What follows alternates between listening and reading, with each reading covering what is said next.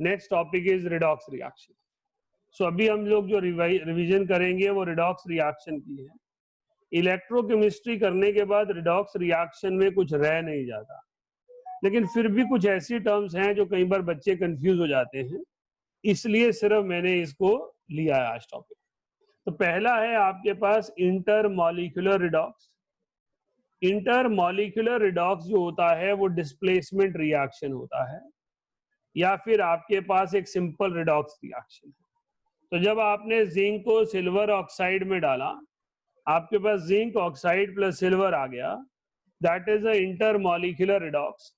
आपने KMnO4 को ferrous sulphate में ऐड किया, आपके पास फेरिक सल्फेट बन गया और आपके पास MnSO4 लिबरेट हो गया।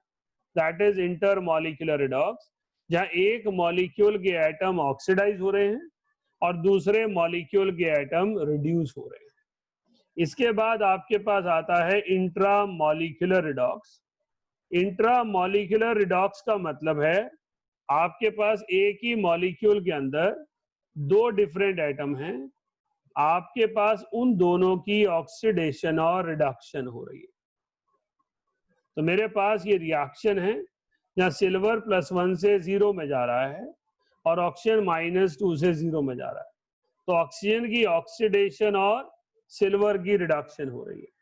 आपने किया potassium chlorate on heating give rise to potassium chloride plus oxygen. इस मॉलिक्यूल में क्लोरीन की रिडक्शन हो रही है +5 से -1 और ऑक्सीजन की ऑक्सीडेशन हो रही है -2 से 0। So this reaction is called intramolecular redox reaction। इसके बाद तीसरी कैटेगरी आती है ऑटो रिडॉक्स, जिसको हम डिस्प्रोपोर्शनेशन कहते हैं।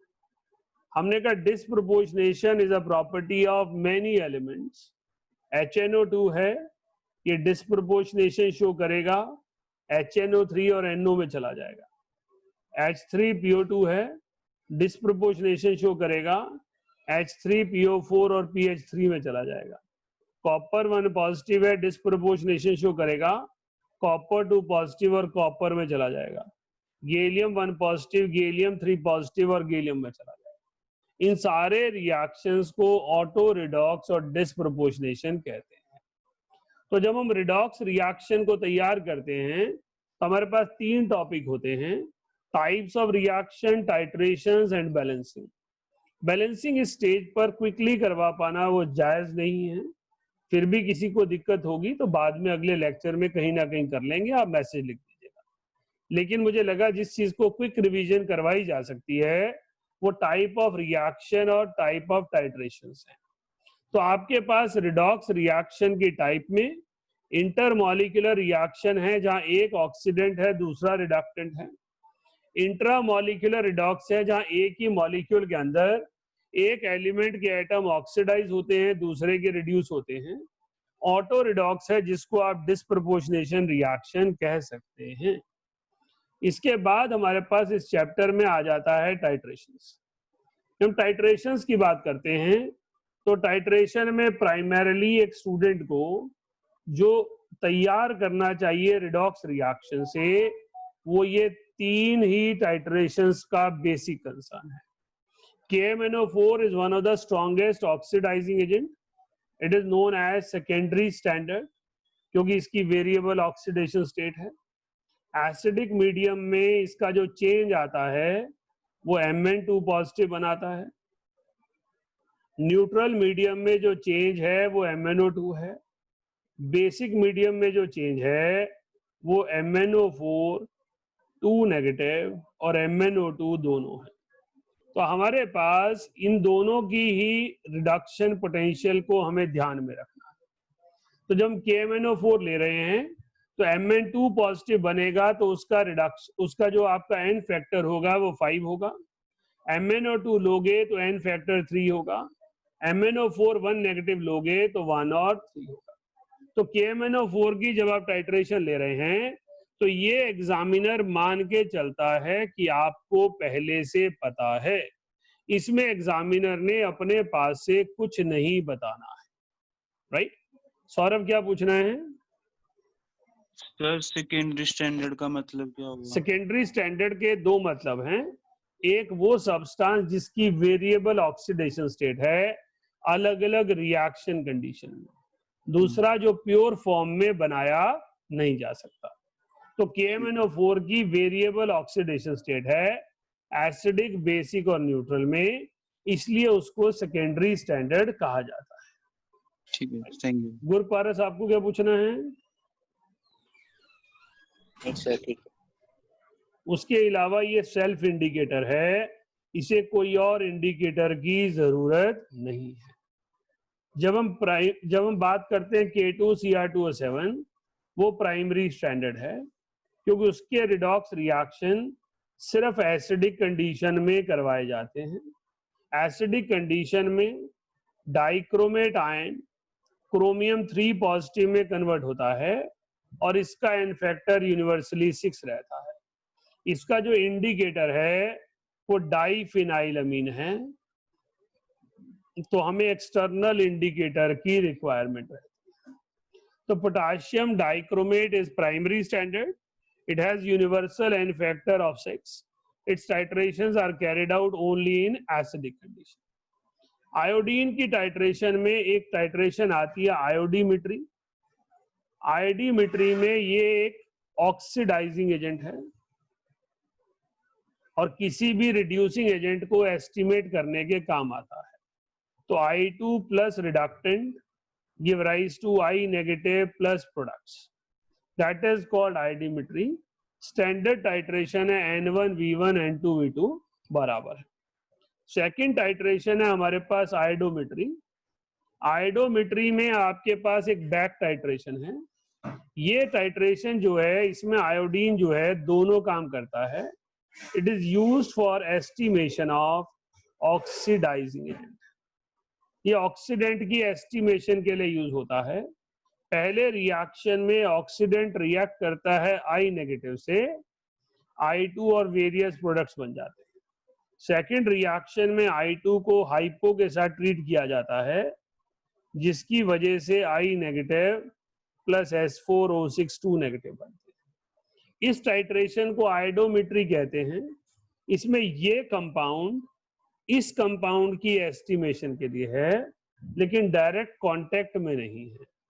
तो यहाँ N1V1 जो है वो ऑक्सीडेंट का लिया जाता है और N2V2 जो है वो हाइपो का लिया जाता है। ऐसे दो कंपाउंड्स को आपस में इक्वेट किया जा रहा है जो एक दूसरे से रिएक्ट ही नहीं कर रहे। ऑक्सीडाइजिंग एजेंट I नेगेटिव से रिएक्ट कर रहा है और हाइपो सॉल्यूशन I2 से रिएक्ट कर रहा है। So these two compounds are not reacting with each other. That is called back titration. That is called an indirect titration, जहां पर दो डिफरेंट कंपाउंड्स को आपस में इक्वेट कर रहे हैं। उसकी वजह क्या है? उसकी वजह है ये आयोडीन। जो आयोडीन यहां लिबरेट हुई वही आयोडीन यहां एब्जॉर्ब हुई। तो इन दोनों के ग्राम इक्विवेलेंट्स क्योंकि बराबर हैं, तो इन दोनों के ग्राम इक्विवेलेंट्स आपस में बराबर हो जाएंगे। तो oxidising agent plus I negative give rise to I2, so I2 with hypo solution will give this. तो जब हम टाइट्रेशन कर रहे हैं तो as a student of competitions हमें रिडॉक्स टाइट्रेशन में इन तीन आर्टिकल्स को केयरफुली पढ़ना है। +1 की रिडॉक्स की बुक में सेल भी है, लेकिन वो इलेक्ट्रोकेमिस्ट्री में कवर हो जाता है। तो हमारा फोकस जो है वो तीन ही टॉपिक पर है, बैलेंसिंग पर, टाइप ऑफ रिएक्शन पर और टाइप ऑफ टाइट्रेशन में। टाइट्रेशन में ferrous sulphate, Mohr salt, ceric ammonium sulphate, इनकी टाइट्रेशंस भी होती हैं, लेकिन उसकी हमें जरूरत नहीं है। हमारा कंसर्न यहाँ पर तीन टाइट्रेशंस पर है, पोटाशियम परमैंगनेट, पोटाशियम डाइक्रोमेट और आयोडीन। हाँ जी गुरपारस। सर आयोडीमेट्री और आयोडोमेट्री में थोड़ा सा और डिफरेंशिएट कर दीजिए।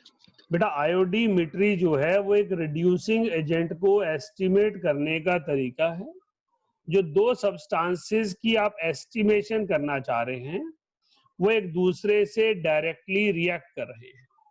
यहाँ पर आयोडीन जो है वो डायरेक्ट टाइट्रेशन में इन्वॉल्व है, उसी की कंसंट्रेशन चेंज से हम रिड्यूसिंग एजेंट को एस्टिमेट करते हैं। आइडियोमेट्री सिर्फ सिलेबस का पार्ट है, एक्चुअली हमें जरूरत नहीं पड़ती, क्योंकि रिड्यूसिंग एजेंट्स के लिए बेटर ऑक्सीडेंट जो हैं वो डाइक्रोमेट और परमैंगनेट हैं। तो रिड्यूसिंग एजेंट को एस्टिमेट करने का बेटर तरीका टाइट्रेशन ऑफ KMnO4 और डाइक्रोमेट है। लेकिन ऑक्सीडाइजिंग एजेंट के लिए हमारे पास कोई सुटेबल टाइट्रेशन नहीं है अदर देन मोहर सॉल्ट, राइट। इसलिए हम लोग क्या करते हैं, आयोडोमेट्री यूज करते हैं। तो हमने यहाँ ऑक्सीडेंट लिया, ये ऑक्सीडेंट KMnO4 हो सकता है, ये ऑक्सीडेंट पोटाशियम डाइक्रोमेट हो सकता है, ये ऑक्सीडेंट हाइड्रोजन परऑक्साइड हो सकता है। हमने इनको ट्रीट किया आयोडाइड आयन से, पोटाशियम आयोडाइड से, I2 गैस लिबरेट हुई। हमने उस I2 गैस को स्टैंडर्ड हाइपो सॉल्यूशन से पास किया। ये मेरे पास ब्यूरेट में होगा और इसकी वैल्यू से मैं इसको एस्टिमेट करूंगा।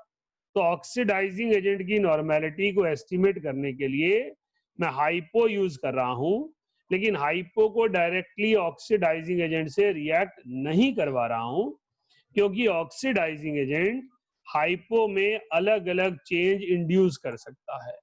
हाइपो का एन फैक्टर वेरिएबल है, हम कांस्टेंट रखना चाहते हैं, इसलिए हमने हाइपो को आयोडीन से ट्रीट किया, जिसके साथ उसका एन फैक्टर कांस्टेंट हो जाए।